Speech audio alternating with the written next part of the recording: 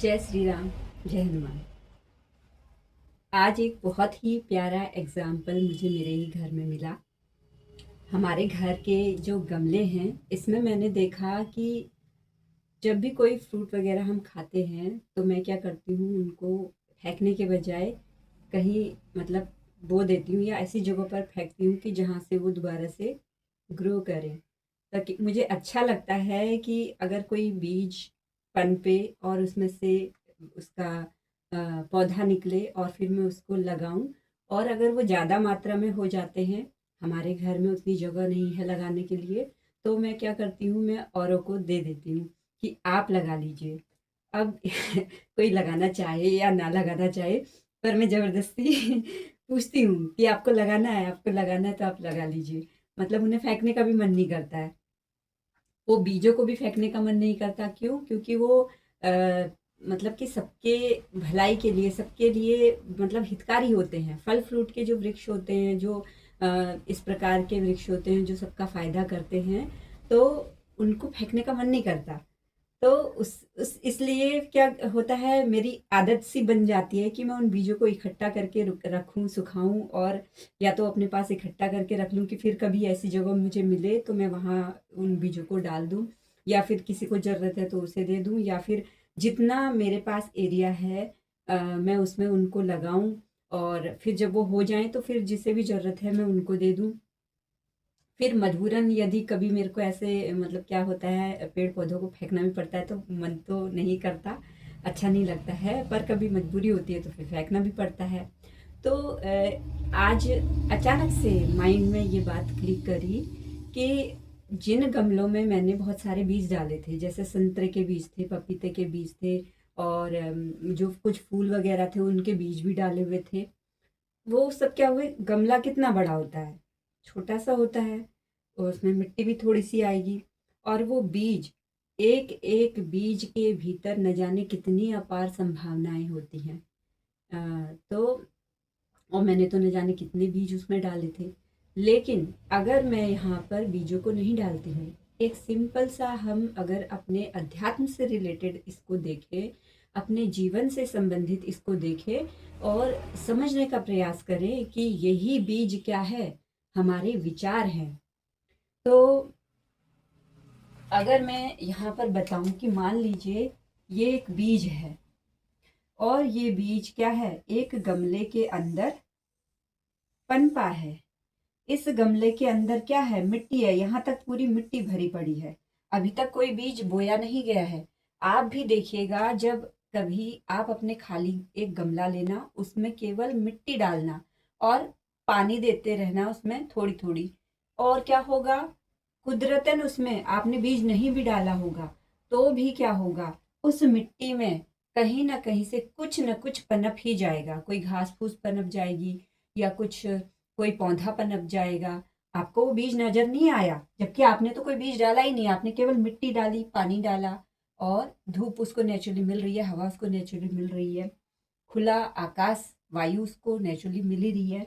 तो क्या हो रहा है, उन बीजों को वो वातावरण तो ऑटोमेटिकली मिल ही रहा है जो उनके उगने के लिए क्या हो, उनके लिए जरूरत हो, जरूरतमंद हो। तो जब कभी भी ऐसा वातावरण इन बीजों को मिलता है, तो ये बीज क्या करते हैं, पनप जाते हैं किसी भी पौधे के रूप में या वृक्ष के रूप में। मान लीजिए जब कभी कोई चिड़िया फ्रूट वगैरह खाती है, किसी भी अच्छे फ्रूट पर बैठती है, तो क्या करती है, उसके बीज तो निकल जाते हैं। तो उसके बीज जब कभी भी मान लीजिए इस गमले में आई और इस मिट्टी में उसी के बीज पड़े हुए हैं किसी भी फ्रूट के, तो यहाँ पर किसी आम का, सॉरी आम तो नहीं खाएगी, आम का बीज तो नहीं खाएगी इतना बड़ा, मतलब कोई भी छोटा पाखड़ का पेड़ कहते हैं या पीपल का पेड़ कहते हैं, या फिर इस प्रकार के और भी कोई भी फलदार वृक्ष जो होते हैं, जो चिड़िया खाती है अधिकतर, तो वो क्या करती है, यहाँ आके बीट कर देती है, और इस गमले में क्या होता है, उसको वैसा वातावरण मिल जाता है पनपने के लिए। अब मान लीजिए ये तो मात्र एक बीज है, लेकिन इस बीज में न जाने कितने हजारों करोड़ों बीज छुपे हुए हैं। एक बीज है, इसके अंदर न जाने कितने हजारों करोड़ों बीज छुपे हुए हैं। अब आप समझेंगे कि एक बीज के अंदर इतने हजारों करोड़ों बीज कैसे। अब समझाती हूँ। ये जो बीज है ये क्या होगा, अपने वातावरण के अनुसार क्या करेगा, पनपेगा, बड़ा होगा और धीरे धीरे कुछ सालों में अगर इसको सही एनवायरनमेंट मिल जाता है, सही जगह मिल जाती है, तो क्या होगा, ये ग्रो करेगा। और ये ग्रो करने के साथ साथ में क्या होगा, इसके साथ परिस्थितियां क्या आएंगी, इसके आसपास के कुछ अन्य बीज भी होंगे जो हो सकता है इससे निम्नतर भी हो सकता है इससे उच्चतम स्थिति में भी और हो सकता है नॉर्मल से घास फूस वगैरह वो भी हो। लेकिन क्या होगा, अगर समय समय पर रहते रहते इसके आसपास की जो ये घास फूस वगैरह है इसको सही समय पर क्या होगा, किनारे कर दिया जाएगा, हटा दिया जाएगा, तो क्या होगा, इसका जो मेन पोषण है वो किसको मिलेगा, इसी वृक्ष को मिलेगा। और अधिकतर होता क्या है, जब हम इसके इधर इधर की छटाई नहीं करते हैं, कटाई नहीं करते हैं, बाकी के और वृक्ष जो भी अनावश्यक हैं उनको भी नहीं हटाते हैं, तो जो पोषण इसको मिलना चाहिए था वो पोषण क्या होता है, इधर उधर सब में इधर उधर बट जाता है। तो जब इधर उधर बट जाएगा तो आप मान के चलिए, क्या इस पेड़ की, जो ये पेड़ बनने वाला है, एक फलदार वृक्ष बनने वाला है, क्या इसका विकास संभव है। आज मार्कर भी नहीं चल रहा है सही ढंग से, नया लेना पड़ेगा। तो जब इसके आसपास के और वृक्ष भी इसमें होंगे तो क्या ये पोषण इसको मिल पाएगा, नहीं मिल पाएगा। क्यों, क्योंकि इसके बदले का जो इसको मिलना चाहिए था एक्चुअल में वो क्या हो रहा है, वो इधर उधर भी सब लोगों में बट रहा है।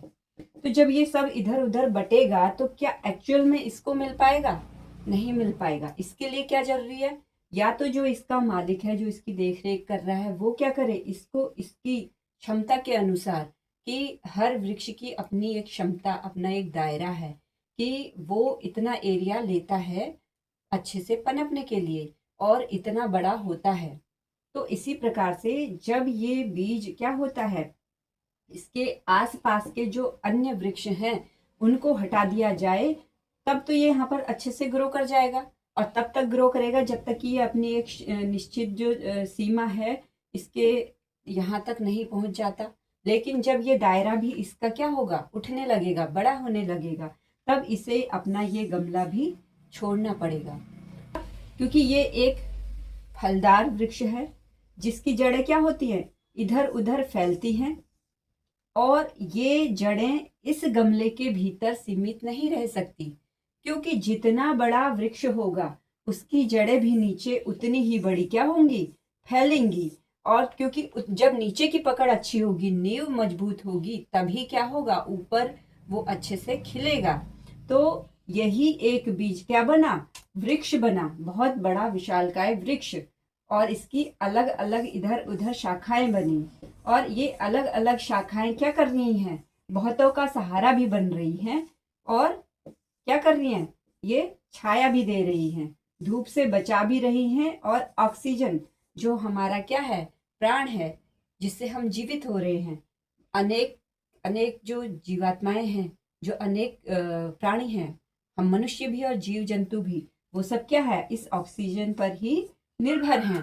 तो ये फलदार वृक्ष जब क्या होता है, अपनी अनंत संभावनाओं को क्या करता है, फैलाने लगता है, एक उस निश्चित समय पर पहुंच जाता है जहां पर क्या होता है, अब इसमें फूल पत्तियां फल वगैरह लगने लगते हैं। अब मान लीजिए जैसे कि ये एक फल का बीज था और ये आप उदाहरण के लिए मान लीजिए जैसे कि सेब का बीज होता है, तो एक सेब के अंदर कितने बीज होते हैं, 10-12 बीज होते हैं या 4-5 बीज होते हैं, या किसी किसी में एक आधी निकलता है, किसी में निकलता ही नहीं है। वो सब उनके अपने पोषण के अनुसार और क्या उसकी क्वालिटी है उसके अनुसार होता है। तो एक फल के अंदर कम से कम 10-12 बीज भी आप मान लीजिए, तो एक बीज, इसी 10-12 बीज में से एक बीज क्या था, ये था, ये कहीं पनपा, बड़ा हुआ, इसने इसको हर वो एनवायरनमेंट मिला इसको पनपने के लिए, फलने फूलने के लिए, और क्या हुआ, ये बहुत बड़ा छायादार वृक्ष बन गया। और अब इसमें क्या हो रहे हैं, फल फूल इत्यादि आ रहे हैं। अब इसमें क्या हो रहा है, एक फल नहीं, न जाने कितने हजारों फल इसमें लग रहे हैं और हर एक फल में क्या हो रहा है, 10-12 बीज हैं, लेकिन अब इनमें हजारों अगर सेब हैं तो उन हजारों में न जाने कितने बीज, और अगर हम उसमें गुणा कर दें तो कितने बन गए। और ये सब किससे हुआ? केवल एकमात्र एक बीज से हुआ। तो अब इस एक बीज से कितने हजारों सेब निकले, और इन हजारों सेब के अंदर न जाने कितने हजारों ये सारे बीज बन गए।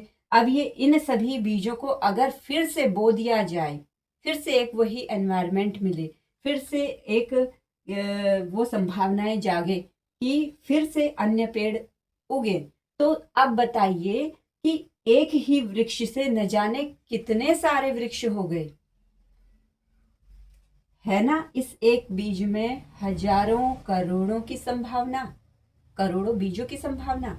यही होता है हम मनुष्य के जीवन में विचारों के बीज, जो हम मनुष्य के जीवन में हमारे मन में विचार आते हैं, चाहे वो अच्छे सद्भाव के हो चाहे वो दुर्भाव के हो, यही बीज हमारा कर्म फल निर्धारित करते हैं।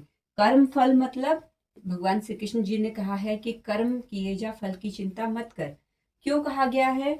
क्योंकि कर्म तो आप करेंगे ही करेंगे, और धर्म या अधर्म के करेंगे। आप चाहे ना चाहे, आप ईश्वर को मानते हो चाहे आप नहीं मानते हो, लेकिन क्या होगा, कर्म तो आपसे होगा ही होगा, और वो दो भागों में डिवाइड होगा ही होगा, या तो धर्म में या फिर अधर्म में। धर्म मतलब सद्गुण, अधर्म मतलब दुर्गुण। यदि आप सद्गुण वाले कर्म कर रहे हैं जो आपके भीतर सद्गुणों का विकास करे, जो आपके एनवायरनमेंट में सद्गुणों का विकास करे, जो आपके द्वारा और लोगों के मन के भीतर भी सद्गुणों का विकास करे, ये सब कर्म क्या आ रहे हैं? धर्म के आ रहे हैं। अब आप इंटेंसली इस तरीके के कर्मों को कर रहे हैं या फिर अनइंटेंसली कर रहे हैं, मतलब कि आप जो भी कर्म कर रहे हैं वो अपने सजग होकर उस भावना से ओतप्रोत होकर कर रहे हैं, या फिर आप सजगता में नहीं है, बस यूं ही जो भी कर्म हो जा रहा है हो जा रहा है। तो भले ही अनजाने में आपसे हो रहा हो, भले ही जानबूझकर आपसे हो रहा हो, लेकिन वो या तो धर्म का कर्म हो रहा होगा या फिर अधर्म का कर्म हो रहा होगा। तो धर्म का कर्म अगर हो रहा होगा तो वो क्या करेगा? आपके जीवन में पुण्य, मतलब कि अच्छी स्थितियों को, सुखद स्थितियों को लेकर आएगा। भले ही इस वक्त दुखद स्थिति चल रही होगी, लेकिन जीवन में क्या होगा? आपके जीवन में सुखद स्थिति आना निश्चित ही है, उसको कोई हटा नहीं सकता, क्योंकि स्वयं भगवान भी उस चीज को नहीं हटा सकते। क्यों? क्योंकि भगवान का ही ये नियम है कि कर्म किए जाओ, फल की चिंता मत करो, फल तो तुम्हें मिलेगा ही मिलेगा।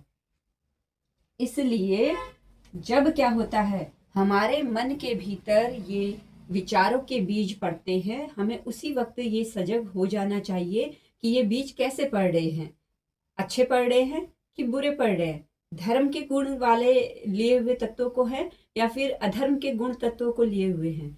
तो जब ही हमारे मन में जब कोई भी छोटा से छोटा विचार या बड़े से बड़ा विचार आता है, तो हमें इन बातों पर जरूर ध्यान देना चाहिए कि हम अब आगे क्या कर्म करने वाले हैं, और इससे आने वाली संभावनाएं कैसी हो सकती हैं। बगैर ये सोचे हुए किसी भी विचार को अपने भीतर ले लेना, और क्योंकि विचार ही हमारे कर्मों का क्या होता है? आधार होते हैं। सबसे पहले मन में विचार आता है, फिर हम कर्म करते हैं, और कर्म के अनुसार ही फिर हमारे जीवन में वो परिणाम निकलते हैं। तो इसीलिए क्या होता है, ये गमला समझ लीजिए आपके एनवायरनमेंट का, आस पड़ोस का क्या है? एनवायरनमेंट है। और हर मनुष्य के जीवन में ये एनवायरनमेंट होता ही है, मेरे भी है, आपके भी है, औरों के भी है। प्रत्येक व्यक्ति जो अपने जीवन को जी रहा है और क्या कर रहा है, अपने परिवार के साथ में, दोस्तों के साथ में, आस पड़ोस में, जहाँ पर भी वो है, वो उसका एक एनवायरनमेंट क्या है? एक गमले के समान ही है। यहाँ पर क्या होता है, यहाँ पर बहुत तरीके के लोग ऐसे भी होंगे जो घास फूस वगैरह इस टाइप की प्रकृति रखते होंगे।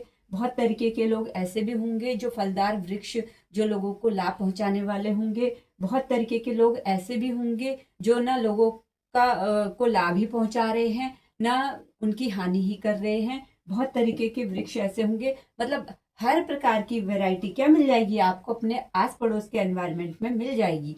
और प्रत्येक मनुष्य के जीवन में उसका लक्ष्य अपने अध्यात्म पर चलना है, अपने जीवन को समझना है उस परमार्थ तक, उस परमार्थ की प्राप्ति करना है।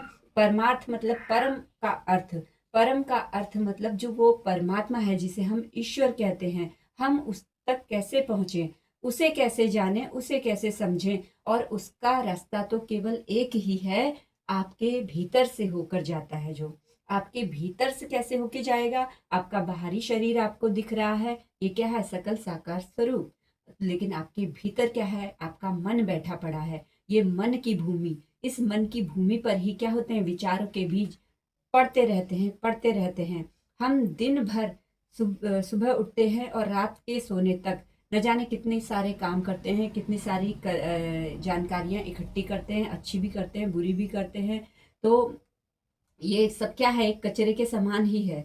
अब इसमें से छटाई करनी होती है कि हमने पूरे दिन भर में कैसे बीजों को कलेक्ट किया है, जैसे बीजों को कलेक्ट किया है उसमें से क्या काम की चीजें हैं उन पर फोकस किया जाए, और क्या निरर्थक है उनको हटा दिया जाए। लेकिन होता क्या है, हम हमारे जीवन में अधिकतर क्या करते हैं? अनअवेयर रहते हैं, जागरूक न होने के कारण जो बीज दिन भर हमारे मन के भीतर, मन की भूमि में पड़े थे, उन बीजों पर क्या करते हैं? जो नकारात्मक बीज होते हैं, जो हमारे ही भीतर हमें ऊर्जावान, हमारी जो ऊर्जावान स्थिति है उसे डाउन करने में लगे रहते हैं, लो वाइब्रेशन में हमें ले जाते हैं। हम अधिकतर क्या होते हैं? उन विचारों की ओर ज्यादा खींचते हैं। और इसका जो असर पड़ता है वो कैसे पड़ता है? वो आपके बाहरी एनवायरनमेंट की वजह से पड़ता है। ज्यादातर आप क्या खा रहे हैं, आप क्या देख रहे हैं, आप क्या बोल रहे हैं, आप किन लोगों की संगत में हैं, आपके आस पड़ोस के लोगों का वाइब्रेशन क्या है, उनके मन के भीतर के बीज कैसे हैं। तो इस प्रकार से हर चीज का असर पड़ता है। तो प्रत्येक मनुष्य अपने भीतर सद्गुणों को लिए हुए, यानी धर्म को लिए हुए भी है, दुर्गुणों को लिए हुए भी है। लेकिन उनकी मात्रा क्या है? कम और ज्यादा है। किसी में अधर्म की मात्रा मतलब दुर्गुणों की मात्रा ज्यादा है, किसी में धर्म की मात्रा मतलब सद्गुणों की ज्यादा है। लेकिन बहुत कम ही लोग ऐसे मिलेंगे जो वास्तव में धर्म पर चलने वाले होंगे। बाहरी बाहरी दिखलावा हर किसी का यही रहता है कि हम धर्मवान हैं, धर्म पर चल रहे हैं। लेकिन एक्चुअल धर्म वो उनकी नजरों में केवल पूजा पाठ ही है, केवल मंत्रों का उच्चारण ही है, केवल सत्संग कर लेना ही है, या फिर केवल और केवल अच्छी बातें बोल लेना ही है। और ये बातें सबके लिए ही है। और जो वास्तव में धर्म होता है, वो वास्तव में धर्म ये होता है कि हम हमारे भीतर के दुर्गुणों को देखें। सर्वप्रथम स्वयं के भीतर झांकें, स्वयं के मन में झांकें कि हमारे अंदर ईर्ष्या, द्वेष, जलन, घृणा, नफरत, अशांति हमारे भीतर है कि नहीं है। और यदि है तो इससे पार कैसे पाया जाए? हमारे भीतर किसी दूसरे से कंपटीशन की भावना तो नहीं है, प्रतियोगिता की भावना तो नहीं है, उससे जलन की भावना तो नहीं है। यदि है तो इससे कैसे पार पाया जाए? हमारे भीतर किसी के प्रति कोई द्वेष तो नहीं है, कोई क्रोध तो नहीं है, कोई जलन तो नहीं है, कोई ऐसा विकार तो नहीं है, किसी के प्रति कोई किसी को वासना भरी नजरों से देखना, कुछ ऐसा तो नहीं है।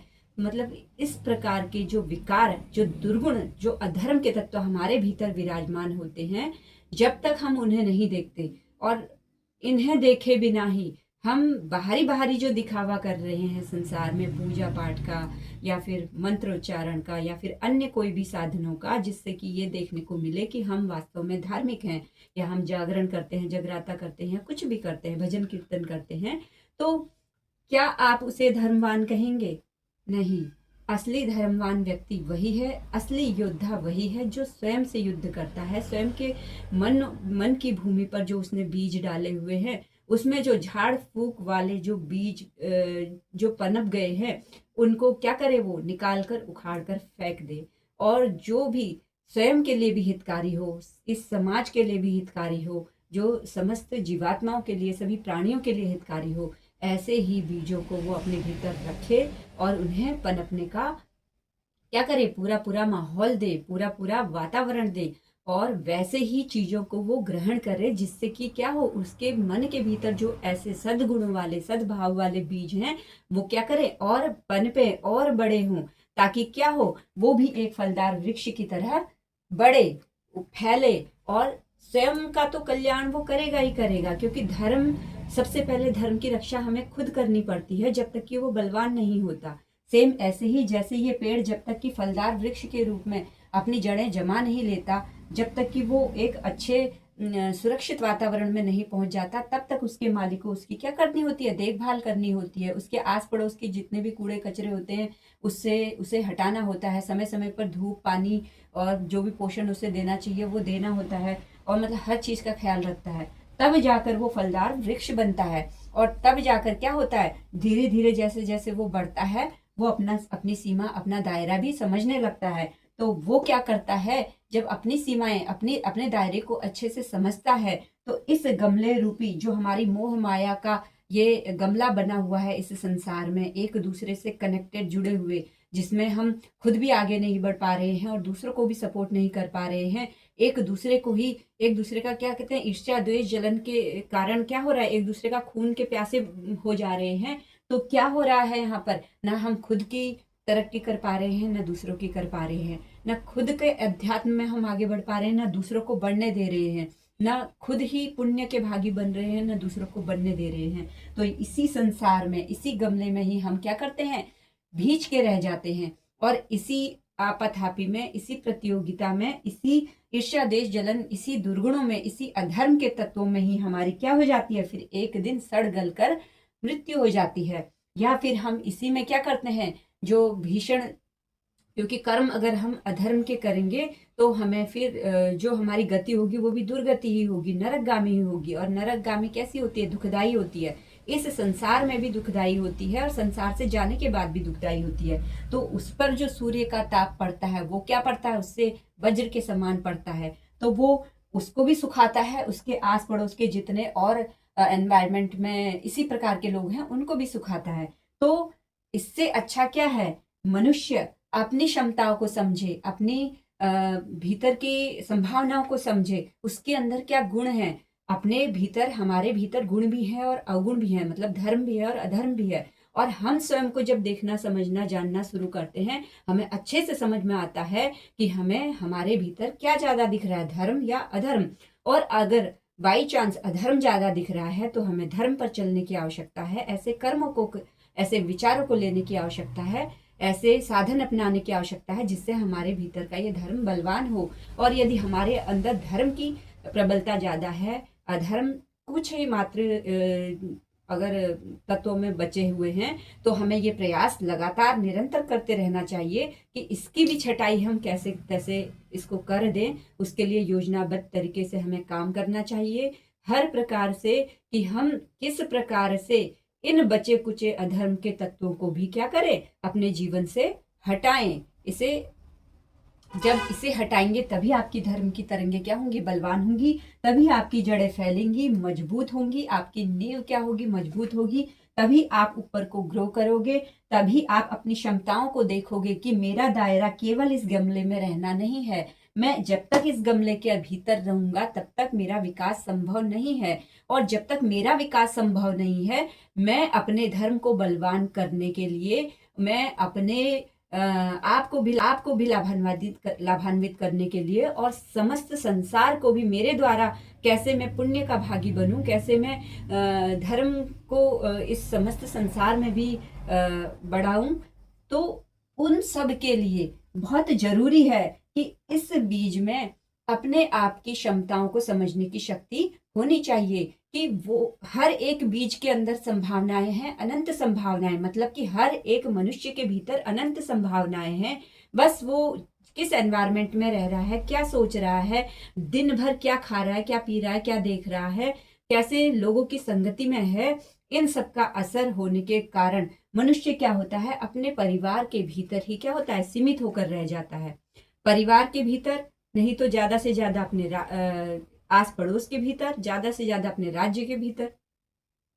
तो इससे बाहर वो कभी जाने का प्रयास ही नहीं करता। क्यों नहीं करता? क्योंकि उसके अंदर स्वयं को लेकर वो आत्मविश्वास होता ही नहीं है कि मैं इससे बाहर भी जा सकता हूँ या जा सकती हूँ, मेरे अंदर अनंत संभावनाएं हैं, मैं क्या क्या कर सकती हूँ या क्या क्या कर सकता हूँ। लेकिन ये जागृति तो तभी होगी जब आपके भीतर धर्म आपका बलवान होगा, आपकी जड़ें मजबूत होंगी, और आपको समय समय पर, जैसे वो माली समय समय पर इधर की गुड़ाई निराई करता है, पोषण देता है, वैसे ही अपने आप को, अपने मन को, अपनी चेतना को समय समय पर वो बल देना होगा, अपने कर्मों से, अपने विचारों के बीजों से, और अपने साहस से, और अपने प्रयासों से। क्या करना पड़ेगा? निरंतर, लगातार, भले ही आपको उसका परिणाम कुछ भी मिल रहा हो, भले ही बार बार आप असफल हो रहे हो, भले ही बार बार आपको निराशा हाथ लग रही हो, लेकिन जब आपके भीतर दृढ़ निश्चय होता है, आपने, क्योंकि धर्म की जो शक्तियां होती हैं और जो अधर्म की शक्तियां होती हैं, ये दोनों ही हमेशा हमारे साथ चलती हैं। हम जब कभी भी कोई भी संकल्प अपने मन में लेते हैं, अच्छा या बुरा, तो उस प्रकार के धर्म के तत्व हमारे पीछे लग जाते हैं।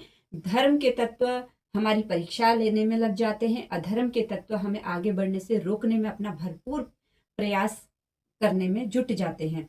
तो जब कभी भी हम सजग होकर इन परीक्षाओं में पास हो जाते हैं, तो यही धर्म क्या होता है? बलवान होता है, और यही धर्म की शक्ति फिर हमें ऊपर ग्रो करती है। तो उसके लिए सबसे पहले प्रयास तो आपको ही करना पड़ेगा। अपनी श्रद्धा, अपना आस्था, अपना विश्वास, आप जिस भी भगवान पर मानते हैं, ईश्वर, अल्लाह, गॉड, वाहिगुरु, जिस पर भी आपकी आस्था, विश्वास, श्रद्धा है, उस पर विश्वास करते हुए और अपने भीतर के धर्म के तत्वों को बलवान करते हुए, धर्म के तत्व मतलब अपने भीतर के सद्गुणों को, उनको बलवान करते हुए, आपके भीतर दया, क्षमा, प्रेम, करुणा, शांति, जो इस प्रकार के परोपकार, इस प्रकार की जो भी सद्गुण हैं, इन्हें कैसे ज्यादा से ज्यादा बढ़ाया जाए, जो सद्ज्ञान है, अच्छा ज्ञान है, उसे कैसे ज्यादा से ज्यादा अर्जित किया जाए, और जो भी ज्ञान हमारे पास में, हम जिस भी फील्ड में हैं, हम वकील हैं, डॉक्टर हैं, लॉयर हैं, या कुछ भी हैं, किसी भी प्रोफेशन में हैं, तो हमने जो ज्ञान अभी तक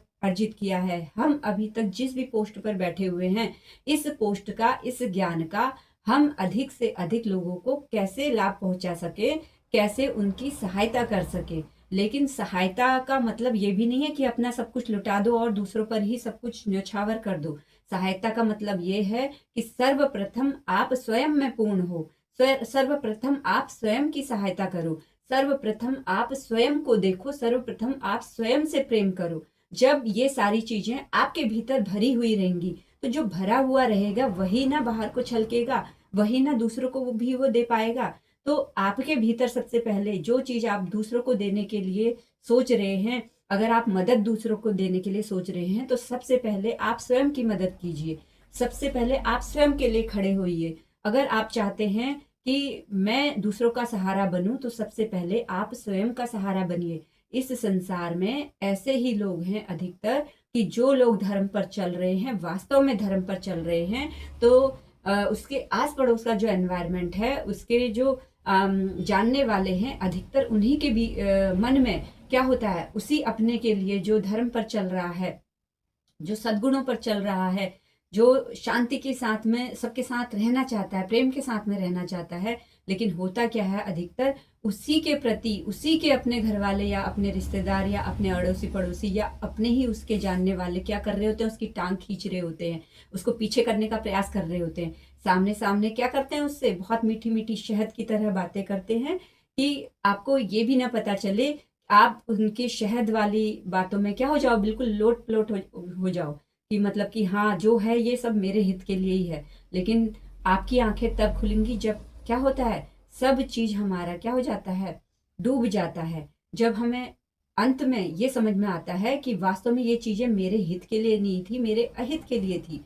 लेकिन बाद में समझने से फिर क्या फायदा, जब हमने सबसे पहले ही अपने एनवायरनमेंट को पहचाना नहीं। और इंसान दूसरों को बाद में पहचाने, सबसे पहले वो खुद को पहचाने। जब हम खुद को पहचानेंगे, खुद को समझेंगे, तब जाके हम अपने भीतर से वैसे निर्णय लेना शुरू करेंगे।